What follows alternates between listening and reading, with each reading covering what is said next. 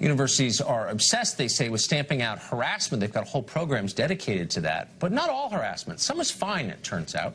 Ryan Wolf is a student at Wake Forest University in North Carolina. He says he's faced repeated harassment, verbal and racial harassment, for his views. School officials, though, say they're not going to do anything about it, probably because they don't like his views. Ryan Wolf joins us tonight. Ryan, what happened? Thanks for having me on, Tucker. Thanks. So back before the 2016 election, we had a panel talk that was hosted by the College Republicans, Wake the Vote, and the Wake Forest Review, which is the conservative publication on our campus. And kind of before, during, and after this event, there were messages about me on social media and in group chats, and that were kind of trying to intimidate me. And then after the event, I was handed a box of saltine crackers, and in a group chat during the event, a student photoshopped my face onto a cracker. And so our school has fairly strict verbal abuse, harassment. And by the way, just to pause, I assume that's a slur against your ethnicity, correct? Yes, that's how it was intended, absolutely. And so we have pretty strict rules about harassment at our school, which, you know, clearly don't abide by the First Amendment. But we were trying to hold all students to the same standard, so I reported the conduct actually at the behest of one of my professors who used to be an MSNBC host, Melissa Harris Perry. And so I sent in these reports, and the university basically, after several weeks, gave me these options, and I asked to press charges, kind of open a school judicial case against the students who handed me the box of crackers and photoshopped my face onto a cracker. Then after several weeks, I was told, in many words, because our dean of students, Adam Goldstein, really isn't a frank person, that President Trump's election somehow justified their behavior, even though the incident happened before Election Day, and that if I brought a judicial case, it would make things worse for me. We were heading into finals week at the end of the semester. I just wanted this to be over. Wait, so Adam Goldstein, who's the dean, Dean Goldstein said, I just want to make sure I'm not mischaracterizing this, said that the president's election somehow justified this attack on you? Yeah, he doesn't say things in short sentences like that, but what I took away from that part of the conversation was that he was trying to justify their behavior because it was a response to the election of President Trump. How did, I mean, that's it, I don't even know what to say. What was it doesn't your make any response to that? sense. No, it doesn't. And I assume that they would never put up with this. If you'd been a different kind of person, this would have been swiftly punished, I assume, right? Right, exactly. We had a racial slur incident just a few weeks ago, and let me be clear, I'm not equating what was said by this girl to what was said about me, but that student was asked to leave our school about 2 days later.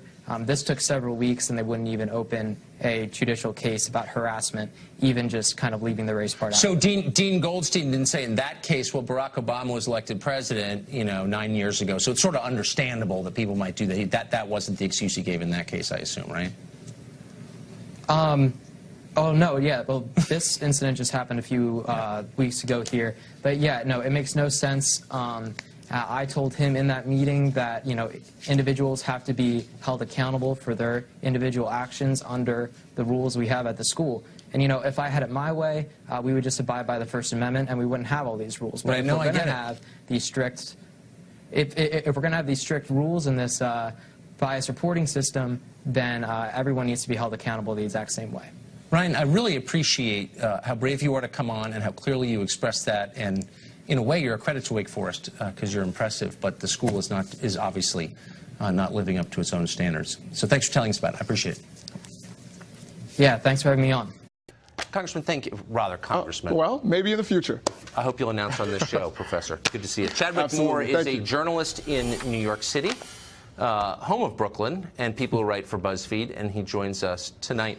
Chadwick, I know I'm painting with a broad brush here, but I can kind of picture the staffer in question sneering at the middle of the country and maligning an entire group based on their skin color, which I thought was not allowed. Right. Yeah, I don't believe your guest for one second when he thinks, your former guest, when he says he thinks that these articles are meant to be satire, make fun of racism.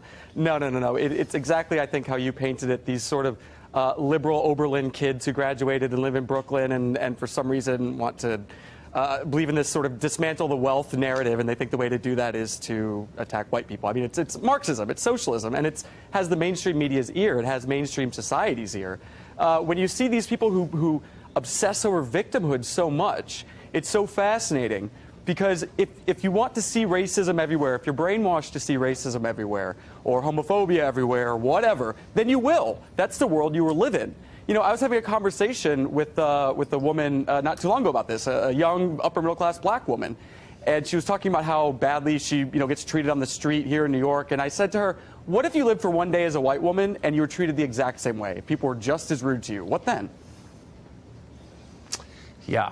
It doesn't make anybody happier to see everything through that lens. So let me ask you about something that happened yesterday on The View. I personally missed it, but I've seen the tape. Maybe you saw. Co-host Joy Behar reacted to the ongoing protests we've been seeing in Iran by saying the U.S.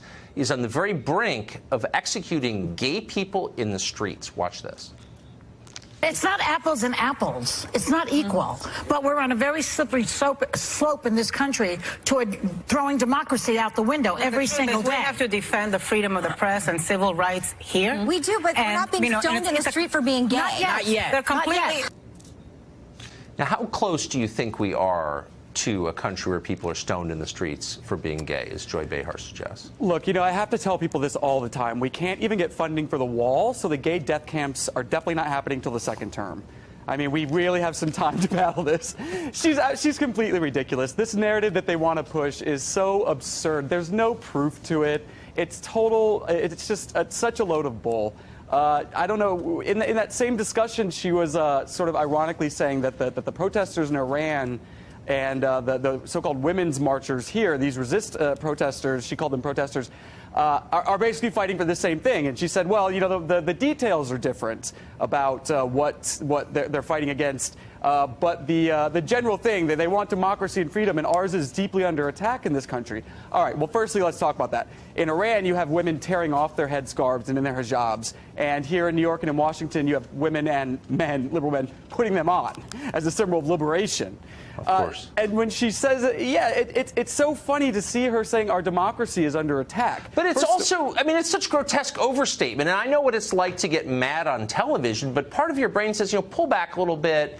Don't say more than you mean. Don't overstate things grotesquely, because if you do, you're going to be called on it. And you shouldn't say things that aren't true. No one ever calls anybody on the left when they say ludicrous things like gays are about to be stoned in the streets. What? Yeah, exactly. It's just this hysteria, and they have no evidence for it. They have absolutely no evidence for it, and it's exactly, they're just showing who they are. They have no argument. It's childish. Yeah, it's very childish. Chadwick Moore, great to see you. All right, thank you, Tucker. Thanks. Berkeley. CNN's Don Lemon suggested that Antifa is a fever dream invented by us. Watch. His obsession with Antifa, I don't understand. He has an unhealthy obsession with Antifa, and maybe it's because Fox News. I watch Fox News, and I've been watching Fox News for years, but lately they are obsessed with Antifa and with stories about race and pitting. Is the president being manipulated by Fox News on these stories? Old Don Lemon. Love Don Lemon. But he's not alone, by the way. Whoopi Goldberg of The View says Antifa isn't merely overblown, it's an outright fabrication. Watch. Antifa is one of those things that, I don't want to say the right, but somebody came up with as a catchphrase so that you could say, there is violence on the other side. But I don't remember violent demonstrations before the gentleman who's in now got in. But oftentimes I've found that sometimes the side that is scratching the loudest has sort of orchestrated this so they can bitch about it. Who watches that show? Well, to help us sort out what is real and what is fake, what's a Potemkin protest group, we're joined by townhall.com senior columnist Kurt Schlichter. Kurt, is it possible, and I've actually heard people suggest this, some elected officials, that Antifa, beneath the masks, they're all townhall.com readers? Well, yeah, I mean, I like to mask up and go beat people in the head with a bike lock. No, really, it's all an illusion, Tucker. You're pulling the strings on the president. You're convincing them that there's not really crowds of little junior anarchists and angry suburban rich kids acting out their fantasies on our streets. No, it's all an illusion. And look, I've had run-ins with Don Lemon in the past, and after listening to what he said, you know, you always have to wonder, has Don been drinking again? And after hearing him say that, I'm kind of hoping he has, because that's the only possible explanation for that string of words that was so transcendently stupid that my head's still spinning. I don't know if I can drive home. So I can't help myself. I like Don Lemon. I still like Don Lemon, but I don't think he's responsible for what he said. But there's a conservative radio show host who took a ton of heat for suggesting that one tragedy was, you know, made up, that there were actors involved in it. I hear mainstream media figures basically making the same argument right here, that this is some conspiracy, that these left-wing agitators, violent ones, are actually right-wingers. It seems every bit as insane to me. Well, I think it's right up there with fire can't melt steel as the kind of idiotic insight that makes me want to completely redo our education system from K all the way to graduate school. I mean, how dumb do they think we are, Tucker? I know how dumb they probably think the people who follow them are, and they're right. But how dumb do they think us normal people are? Oh, do they think we really don't believe that these guys are doing this? And you're absolutely right about our education system. What do we think is going to happen when you turn it over to lunatics?